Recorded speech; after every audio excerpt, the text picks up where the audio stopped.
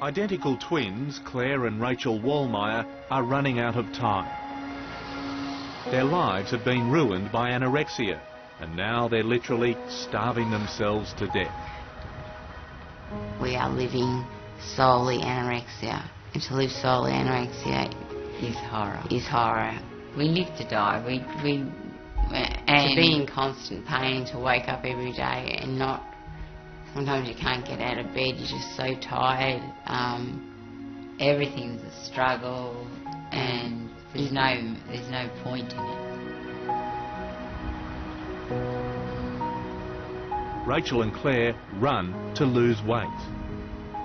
This obsessive training is all part of their illness, an illness they've been fighting for 20 years. Rachel, how much do you weigh? About 32 and a half, just off.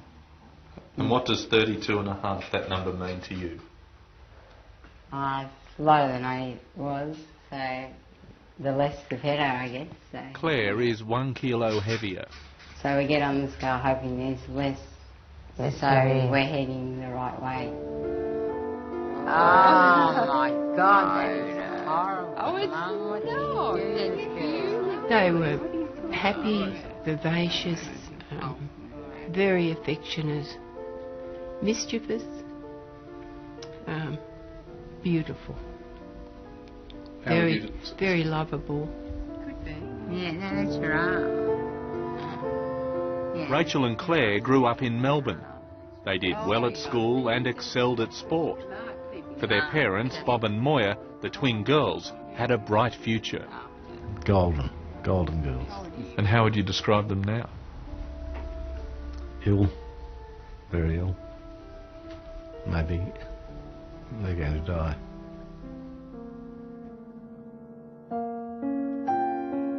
Teenage girls are most at risk of getting anorexia, and Rachel and Claire were 14 when their weight dropped to a pitiful 28 kilograms. It was 1984. I picked up a diary that was open in their room and read that they had read about anorexia and they had stopped eating and Were being noticed. Yeah, that was their way of being noticed at school. When we got anorexia, it was the first time that we got recognised. People actually verbally said to us, "Oh gee, you lost weight," and we thought, hey, this is an achievement here. When Rachel and Claire look in the mirror, they don't see what we see. The face is thinner. No way, you are so much thinner. No, she's just got muscle, train legs, on her slab. They see a distorted image of themselves and each other. Anorexia is not just about being thin, it's a serious mental illness.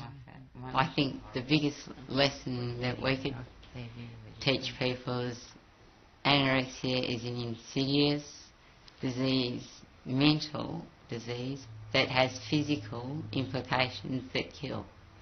And those that suffer it, unless they have something to fight for, die.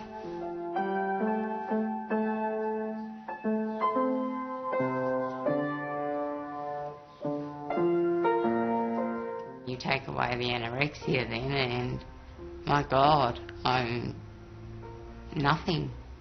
I don't even know who I am now.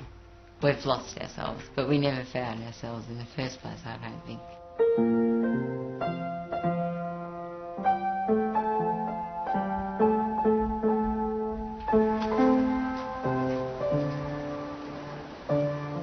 People say to us, "You're so strong. How come you're so strong?" And we think to ourselves,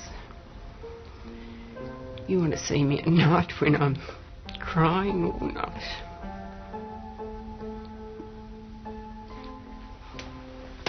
That's very, very frequent.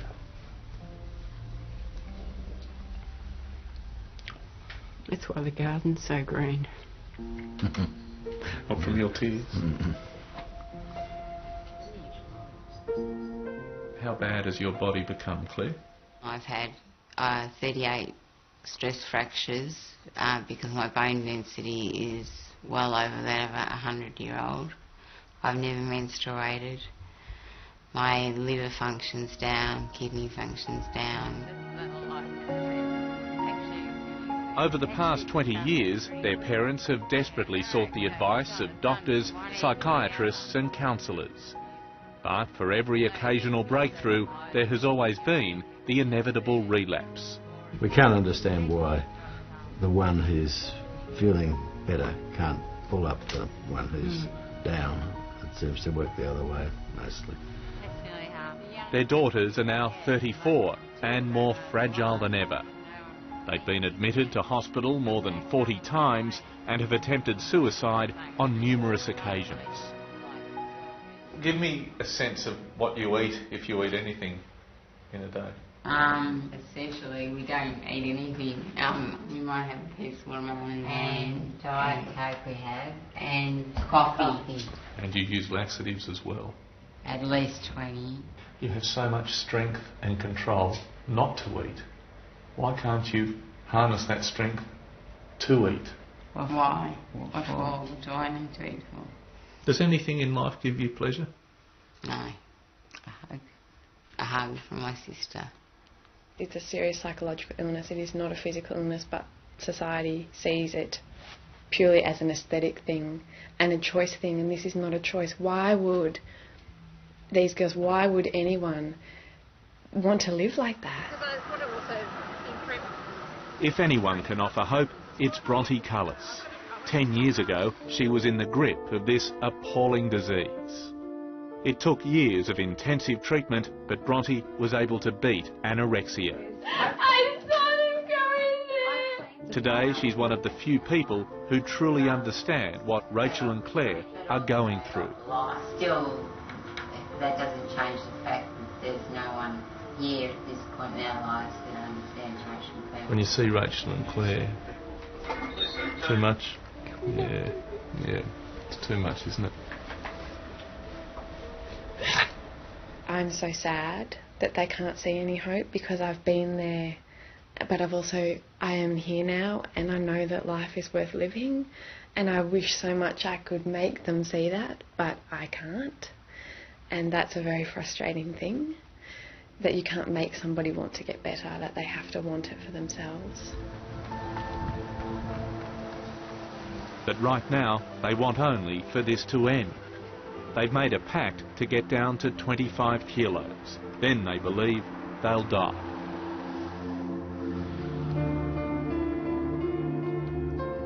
I think over the past 3.5 years, my soul and that light that I might find someone or something to beat my disease with has gone. But I haven't, right? And Claire's the only person that remains by my side. At least we'll die together. Being with Rachel is And hopefully makes maybe it somewhat easier to die. there'll be a life after or something where I can give to the world and be somebody. She's someone to me. And she's someone to me.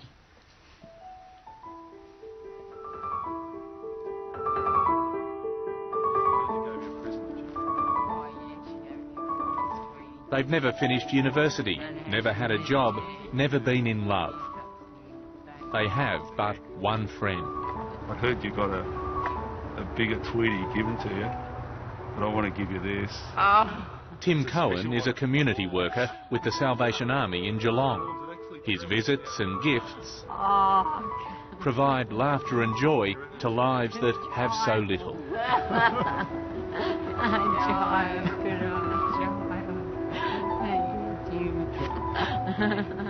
Sadly, this year Rachel and Claire's plight became even more desperate. In an effort to lose extra weight and to block out the pain, the girls turned to amphetamines and other hard drugs. Their drug use led to crime, including petty theft, and now they're both facing possible prison sentences. What could happen to you both, do you see, if you do go to jail? We'll die quicker. and we feel we've got such little time left. And it's like to take that away, punished, and separate us when we've got such little time. And we regret so much what we've done. Society judges them really harshly. They call them criminals, drug addicts. They are a manifestation of their illness. It is what their illness does to them, makes them do, because they are so tortured inside.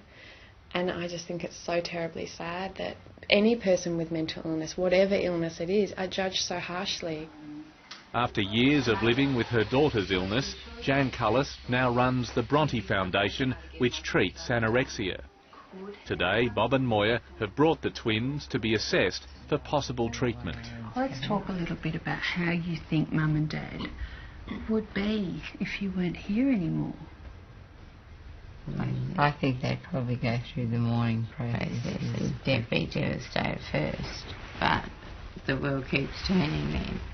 Okay, what you're doing right now is you're intellectualising what Mum is going to feel. I just cannot imagine losing them.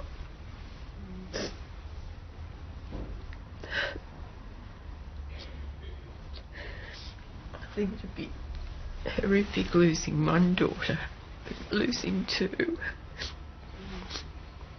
I can't bear to think of it. They've been fighters all their lives. They were born 8 weeks prematurely and they had to fight then, so...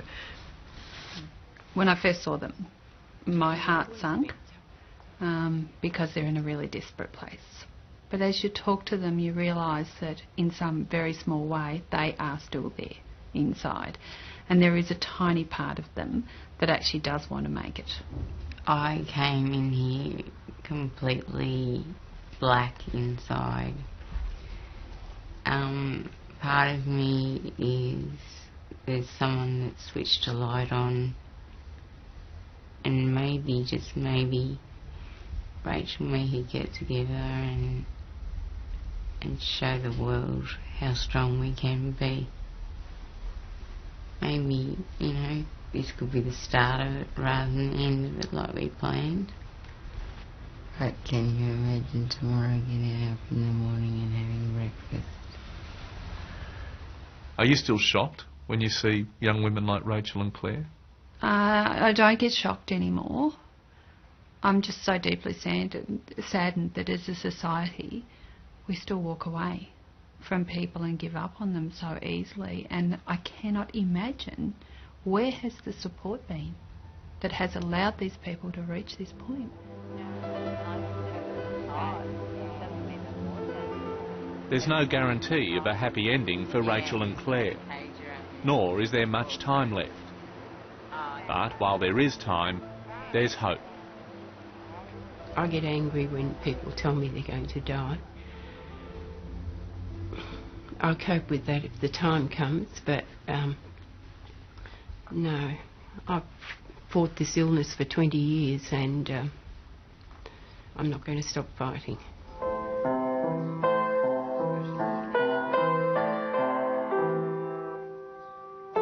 Most people have a mark to leave on the world, and we haven't. All we leave is failure. Yeah. Perhaps the mark you could leave on the world is success. We got better, we beat it. Maybe, but people still judge the disease, don't they? But maybe the best lesson that anyone could learn is that anorexia kills. It's not a choice. It's not an achievement to be thin.